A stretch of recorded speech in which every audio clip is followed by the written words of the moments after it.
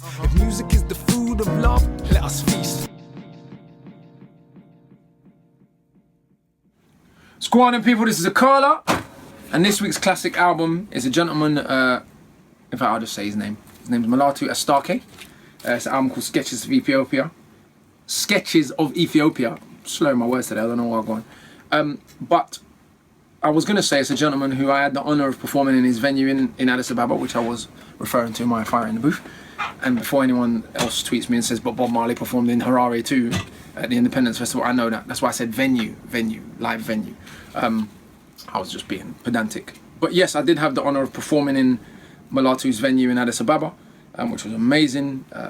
Great venue, great space, legendary heritage. He's one of, if not possibly, the most respected musician of his generation in Ethiopia, a pioneer of what people call Ethio jazz, which is traditional Ethiopian music, influenced by or overdubbed with or blended with jazz. And this album is really probably his most famous album. Obvious nods to Miles Davis' Sketches of Spain. Really, really beautiful album. 6 tracks. So on each side you got 2 instrumentals and then a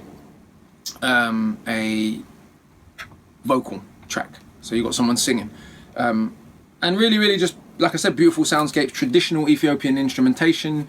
I believe there's even 1 or 2 traditional Ethiopian songs that have been kind of reworked in this sort of jazz form. Great musicianship, great listening. I can't recommend this album kind of highly enough if you're remotely into jazz or remotely into any form of traditional world music. I fucking hate that title, but you know what I'm getting at. Essentially, when they say world music, they mean any form of music that isn't contemporary and Western, which is a bit of a dumb and huge pot to put everything into. So if you're into Ethiopian music, would be more accurate, and you're into jazz, then you absolutely love this album. In fact, if you're into music full stop, one of the things that's been really interesting about doing this series, as I've sort of mentioned before, is I'm not really into the genre thing. You have to give something a name and a genre for people to classify it, but really, I mean, the lines are blurred. Yeah, there are certain salient features that help us define something, but I think most of the genre definition is more about marketing than it is about love of art and love of music.